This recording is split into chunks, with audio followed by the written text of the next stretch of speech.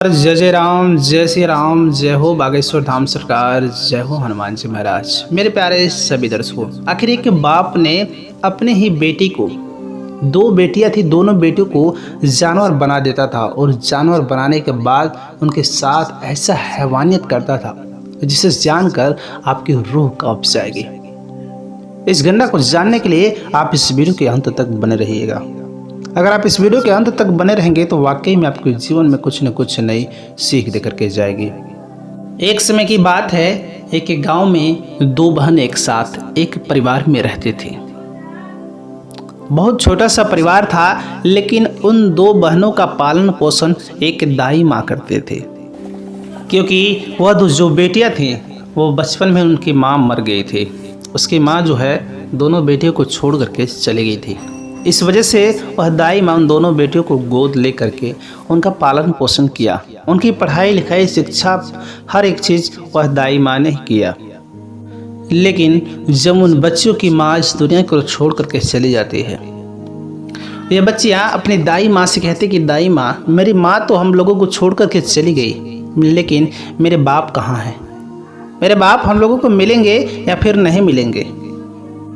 वह दाई माँ कहती कि बेटे तुम्हारे बाप हैं। बाकी वह दाई माँ चुप हो जाती थी, आगे कुछ नहीं बताती। लेकिन वह बेटियाँ बार बार पूछती थी कि दाई माँ मेरे बाप हैं तो कहाँ पे हैं? वो बार बार यही बातें पूछती थी, लेकिन दाई माँ कुछ नहीं बताती थी। वह दाई माँ कहती थी कि बेटी तुम पढ़ लिख करके बड़ी हो जाओ, समय आने पर मैं तुम्हें सब कुछ बता दूंगी। चूँकि वह दाई माँ जो है बहुत नेक दिल की थी, भगवान की भक्त थी। अपने जो कार्य करती थे ना, वही कार्य वह बच्ची को भी सिखाया करती थी। वह सुबह के समय में जब भगवान का पूजा पाठ करने बैठती थी, वह दोनों के दोनों बच्चों को भी पूजा पाठ करने के लिए अपने साथ में बैठाती थी। उन बच्चों को पूजा पाठ करने के लिए सिखाती थी और हमेशा उन बच्चों से यही शिक्षा देती थी कि बेटी, ये तुम भगवान का पूजा पाठ करोगी, नित्य दिन भगवान का पूजा पाठ करने से तुम्हारे जीवन की सभी दुख कष्ट दूर हो जाएंगे। तुम अपने दुख को भगवान से शेयर करोगे, भगवान से कहोगे, तो वाकई में तुम्हारे जीवन की सभी कष्ट दूर हो जाएंगे। क्योंकि यह भगवान ही है जो हम सभी को बनाए हैं, इस सृष्टि को बनाए हैं। इसलिए अगर तुम इनकी सेवा करोगी, इनकी पूजा पाठ करोगी, तो हमारे जीवन में वाकई में कोई कष्ट नहीं आएगा। बस वह दोनों की दोनों बच्चियाँ और दाई माँ जैसी शिक्षा देती थी, जैसा सिखाती थी, वैसा सीख लिया करती थी और दाई माँ के द्वारा बताए गए सभी शिक्षा को जान लिया करती थी। लेकिन वह बेटियाँ जब दोनों के दोनों बड़ी हो जाती हैं, वह बहुत संस्कारी हो जाती हैं। वह सब कुछ अपनी दाई माँ को ही मानती हैं, क्योंकि वह दाई माँ ने ही उन दोनों का पालन पोषण किया था। इसलिए वह दोनों लड़कियाँ बड़े होने के बावजूद उस दाई माँ को अपना सब कुछ मानती थी। अब वह दाई माँ कहती कि देखो बेटी, अब तुम बड़ी हो चुकी हो, तुम्हें भगवान का व्रत रखना चाहिए। वह बेटियाँ कहती कि दाई माँ व्रत क्या होता है?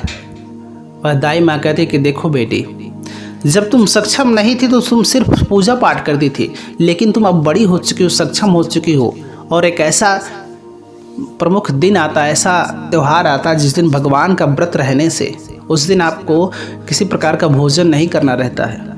आपको भगवान का व्रत रहने से आपके जीवन की जो भी मनोकामनाएं होती है वो पूर्ण हो जाती है। इसलिए जो लोग भगवान को मानते हैं, भगवान की भक्ति भाव करते हैं, तो वह कोई ना कोई खास दिन जो त्यौहार होता है उस दिन भगवान का व्रत अवश्य ही रखते हैं। इसलिए अब तुम दोनों मिल करके भगवान का व्रत रखो, भगवान का भक्ति भाव करो। अब दाई माँ के कहने पर वह दोनों बेटियां भगवान की भक्ति भाव करती थी और व्रत भी रखने लगी।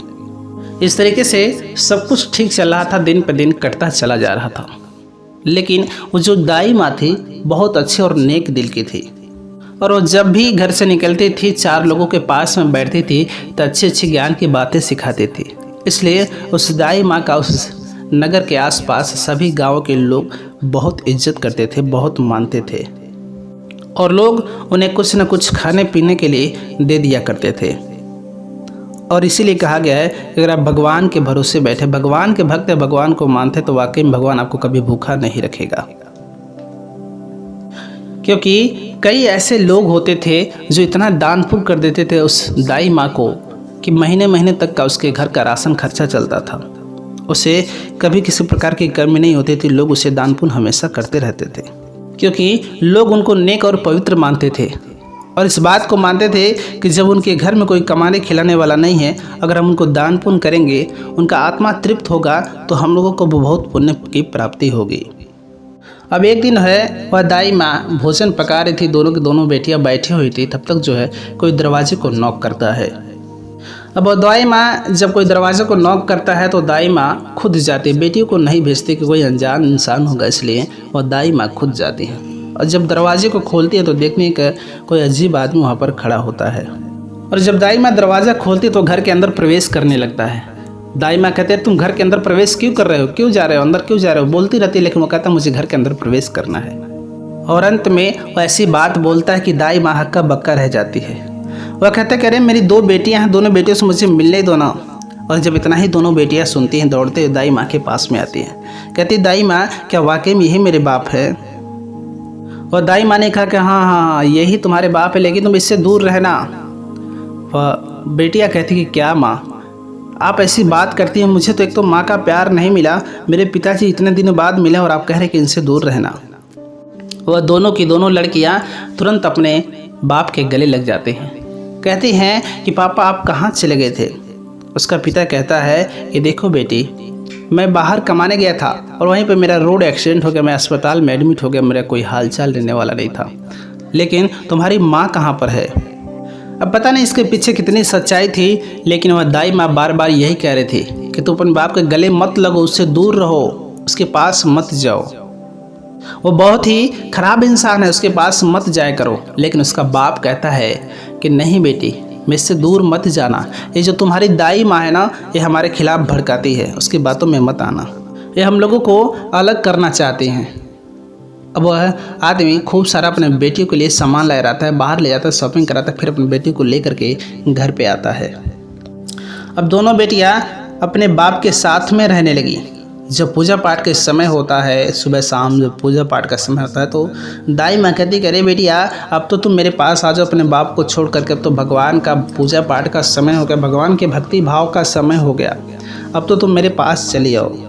लेकिन वह बाप कहता कि अरे इतने दिनों बाद मेरी बेटियां मिली है और तुम मुझसे अलग कर रही हो, ये क्या फालतू काम करते हो, भगवान की भक्ति भाव ये कौन करता है, तुम मेरी बेटियों को ये काम करने के लिए मत ले जाया करो।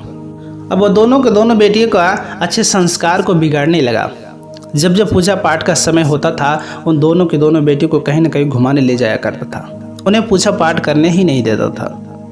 वो बार बार जो है दोनों बेटियों को भड़काता था, तुम्हारी दाई माँ ऐसी है, तुम्हारी दाई माँ वैसी है, बार बार उन्हें भड़काया करता था। एक बार खास दिन आ जाता है व्रत का। वह दाई माँ कहती कि देखो बेटी, आज व्रत का खास दिन है, चाहे कुछ भी हो, दोनों लोग मिल करके भगवान का व्रत जरूर रख लेना। अब जब दाई माँ चली जाती है कहीं घूमने के लिए, लोगों के पास शिक्षा देने के लिए, तब अब आप दोनों बेटियों को कहीं बगीचे में ले करके जाता है और कहता कि देखो बेटिया, ये सही बात है कि दाई माँ ने तुम्हारा पालन पोषण किया, लेकिन ये तुम्हारी जो दाई माँ है ये अच्छे विचार की नहीं है, ये सब ढकोसला है, ये ढोंग करती है, इसकी बातों में मत आया करो, तुम्हें जो ज़रूरत हो मैं सब कुछ दूंगा, लेकिन अपनी दाई माँ की बातों में मत आया करो। लेकिन अगर तुम मेरी बात को नहीं मानोगी तो मैं तुम्हें कुछ भी नहीं दूंगा। और बेटी यहाँ अपने बाप के बातों में आ जाती हैं और दाई माँ के सामने व्रत रखने का ढोंग करती, लेकिन बाप जो कुछ भी खिलाता है वो बेटियाँ खा लेती हैं।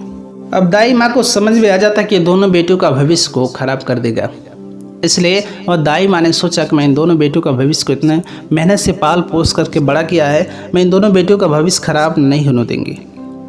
और एक दिन ऐसा आता है कि उसका बाप कहीं घूमने चला जाता है। अब दाई माँ को उस दिन मौका मिल जाता है, चूँकि वह व्रत का दिन था। दाई माँ ने कहा कि तुम लोग आज उपवास हो। दोनों बेटियों ने कहा कि हाँ दाई माँ, मैं आज उपवास हूँ। अब जो है दोनों बेटियों को लेकर के वह दाई माँ जंगल की तरफ जाते हैं। उसका बाप कहीं चला गया रहता, अब दोनों बेटियों को लेकर के एक जंगल की तरफ जाती हैं। और बेटियाँ कहती कि दाई माँ आप मुझे कहाँ लेकर के जा रही हैं। वह दाई माँ कहती है कि तुम चुपचाप मेरे पीछे पीछे आओ, मैं जहाँ चलूँ वहाँ तुम लोग को जाना है। और दाई माँ एक जंगल में लेकर के जाती है जहाँ पर एक साधु महात्मा रहते हैं। और साधु महात्मा बहुत पहुँचे हुए महात्मा थे, वो भगवान के बहुत बड़े भक्त थे, वो लोगों का समस्याओं का समाधान भी कर देते थे, वो भगवान के इतने बड़े भक्त थे।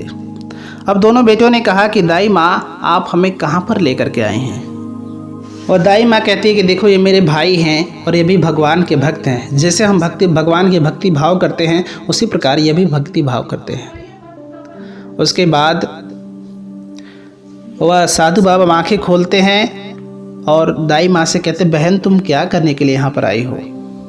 तो दाई माँ कहती है कि देखो भैया ये जो 2 बेटियां हैं इनका पालन पोषण मैंने बचपन से किया, इनको अच्छे संस्कार दिया, लेकिन इनका बाप जब से आ गया है इन दोनों को बिगाड़ करके रख दिया है। इनको बदचलन बनाने की कोशिश कर रहा है और ये बच्चियाँ बाप की मोह माया में पड़ के उसकी बातों में आ जाती हैं। और ये दोनों आज उपवास हैं।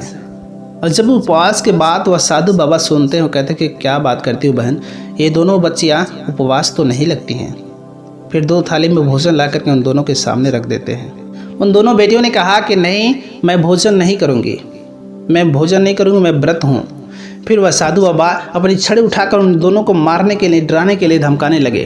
फिर वो दोनों की दोनों बेटियाँ तुरंत वो थाली उठा करके भोजन करने लगी। साधु बाबा ने कहा कि देखो इनका उपवास है, अगर यह उपवास होते हैं तो किसी भी स्थिति में भोजन नहीं करते। इसका जो बाप है इन लोगों का जो भी व्रत है, पूजा पाठ है, सब भंग कर दिया है। ये अपने बाप की बात को मानकर ये व्रत का ढोंग रचाती हैं। और साधु बाबा कहते हैं कि घबराओ नहीं बहन, मैं इन लोगों के साथ ऐसा कुछ शक्तियाँ भेज दूंगा कि वो अपने बाप को बातों को नहीं मानेंगे। उसके बाद वह साधु बाबा एक ताबीज़ बना करके उस बच्ची के गले में पहना देते हैं। उसको पहनाने मात्र से ही उसके बाप द्वारा सिखाई गई जो भी बातें थी सब कुछ वो बच्चियाँ भूल जाती हैं। अब उनके ऊपर सिर्फ अच्छे सद्भाव आने लगे, अच्छे विचार आने लगे। उनको खुद एहसास होने लगा कि मैं कितना गलत कार्य कर रही थी। और दोनों की दोनों बेटियां कहने लगती हैं कि आज उपवास का दिन था और मैंने भोजन कर लिया। खुद का वो पश्चाताप कर रहे थे। फिर दाई माँ उन दोनों की दोनों बेटियों को लेकर के घर पे जाती है। शाम का समय जब होता है, दोनों की दोनों बेटियां घर पे जब जाती हैं तो बाप जो है कुछ चटपटे मिठाई लेकर के आता है। कहता है कि देखो बेटिया तुम्हारे खाने के लिए मैं कुछ चटपटी मिठाई लेकर के आया हूँ। वो बेटियाँ कहती है कि नहीं पापा, मैं सब नहीं खाऊंगी। हम लोग आज भगवान के व्रत है, भगवान की भक्ति भाव करना है, इसलिए आज हम लोग कुछ नहीं खाएंगे। वो बाप फिर से हैरान हो जाता है कि इस बुढ़िया दाई ने फिर मेरे बच्चियों को बहला फुसला करके इनको भगवान की भक्ति भाव में ढोंग में भरमा दिया है। लेकिन एक दिन गजब की बात तो तब हो जाती, सुबह से शाम हो जाती, दोनों की दोनों बेटियां घर में दिखाई नहीं देती है। वह दाई माँ बिल्कुल हैरान हो जाती कि मेरी दोनों बेटियां कहाँ पर चली गई।